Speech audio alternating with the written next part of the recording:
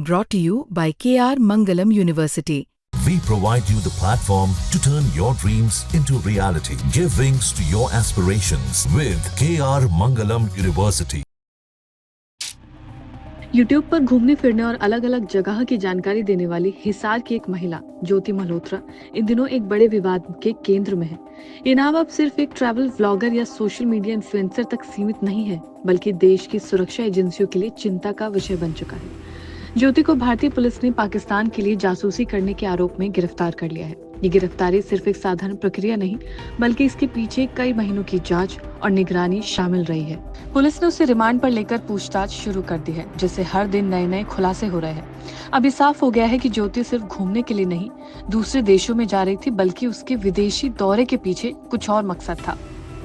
जांच एजेंसियों के मुताबिक ज्योति मल्होत्रा पाकिस्तान की खुफिया एजेंसी ISI के संपर्क में थी। उसे एक पाकिस्तानी अधिकारी ने हनी ट्रैप में फंसाया था, जिसका नाम दानिश बताया जा रहा है। दानिश दिल्ली में मौजूद पाकिस्तान एम्बेसी में काम करता था और माना जा रहा है कि वो ISI के लिए काम कर रहा था। इस अधिकारी ने पहले ज्योति से नजदीकी बढ़ाई, फिर उसे धीरे धीरे जासूसी की दुनिया में धकेल दिया। ये भी सामने आया है कि ज्योति ने दानिश के कहने पर कई बार पाकिस्तान की यात्रा की, जिसमें उसकी एक यात्रा इस साल अप्रैल में हुई पहलगाम हमले से 3 महीने पहले की थी। यही नहीं, वो हमले से कुछ ही समय पहले पहलगाम भी गई थी। इससे सुरक्षा एजेंसी को ये शक हो गया है कि वो आतंकियों के लिए जमीन तैयार करने की जानकारी दे रही थी, यानी कि आतंकियों के लिए काम कर रही थी। जांच में ये भी सामने आया है कि ज्योति सिर्फ पाकिस्तान ही नहीं, बल्कि चीन भी जा चुकी थी। हालांकि चीन की यात्रा का उद्देश्य अब तक साफ नहीं हो पाया है, लेकिन सुरक्षा एजेंसियों को शक है कि उसकी इन यात्राओं के पीछे कोई ना कोई बड़ा मकसद जरूर था। ज्योति की इन यात्राओं की टाइमिंग और उसकी वित्तीय स्थिति से मेल नहीं बैठ रहा है। वो खुद को एक ट्रैवल व्लॉगर बताती है, लेकिन उसकी आमदनी इतनी नहीं थी कि वो इतनी बार विदेश यात्रा कर सके। इससे एजेंसियों को शक है कि उसे बाहर से फंडिंग मिल रही थी। यही वजह है कि पुलिस अब उसके बैंक खाते, लेन देन और ट्रैवल हिस्ट्री की जांच कर रही है। ज्योति का यूट्यूब चैनल ट्रैवल विद जियो नाम से जाना जाता है, जिसके करीब 3 लाख से भी ज्यादा सब्सक्राइबर्स हैं और इंस्टाग्राम पर उसके 1 लाख से भी ज्यादा फॉलोअर्स हैं। वो इन प्लेटफॉर्म्स पर अपनी विदेशी यात्राओं की तस्वीरें और वीडियो डालती थी, जिससे वो लोगों के बीच मशहूर हो गई थी। लेकिन ये लोकप्रियता अब उस पर भारी पड़ गई है। पुलिस का कहना है कि वो इन सोशल मीडिया प्लेटफॉर्म्स की आड़ में संवेदनशील सूचनाएं इकट्ठा कर रही थी और फिर उन्हें पाकिस्तान भेजती थी। उसके खिलाफ सबसे बड़ा सबूत यही है कि वो कई बार पाकिस्तान गई, जो कि एक आम भारतीय नागरिक के लिए इतनी आसानी से संभव नहीं होता। पूर्व जम्मू कश्मीर DGP शेष पॉल वैद ने इस मामले पर गंभीर सवाल उठाए हैं। उन्होंने सोशल मीडिया पर लिखा कि क्या ये सिर्फ एक संयोग है कि एक यूट्यूबर ज्योति मल्होत्रा, जिसे पाकिस्तानी एजेंट दानिश ने हनी ट्रैप किया, जनवरी 2025 में पहलगाम गई थी। उन्होंने सवाल उठाया कि वो वहाँ किसी मकसद से गई थी और क्या उसने हमले से पहले आतंकवादियों की कोई मदद पहुंचाई थी। ये सवाल भी उठाया गया।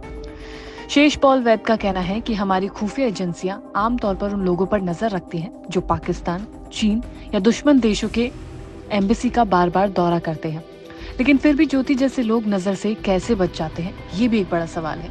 हरियाणा पुलिस और केंद्रीय जांच एजेंसियां मिलकर इस मामले की जांच कर रही हैं। हरियाणा के SP ने बताया कि ज्योति का पाकिस्तानी खुफिया एजेंसी से सीधा संपर्क था और वो कई बार पाकिस्तान जा चुकी थी।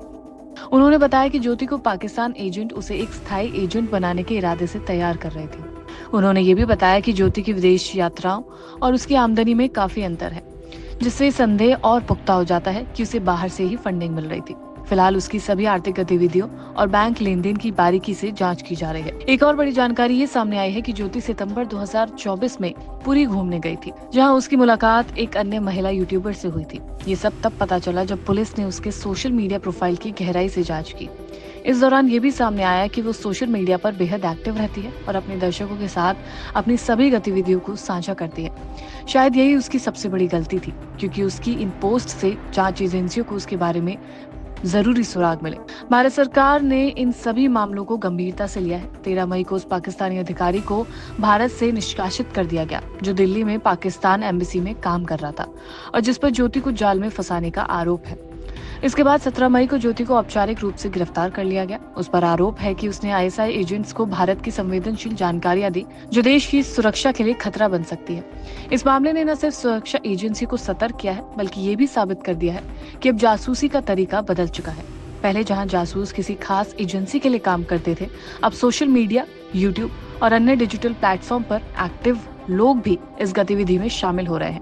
एक बहुत ही गंभीर विषय है, क्योंकि आज के समय में सोशल मीडिया पर लोकप्रियता हासिल करना आसान हो गया है, लेकिन इसकी आड़ में कुछ लोग देश विरोधी हरकत करते हुए नजर आ रहे हैं।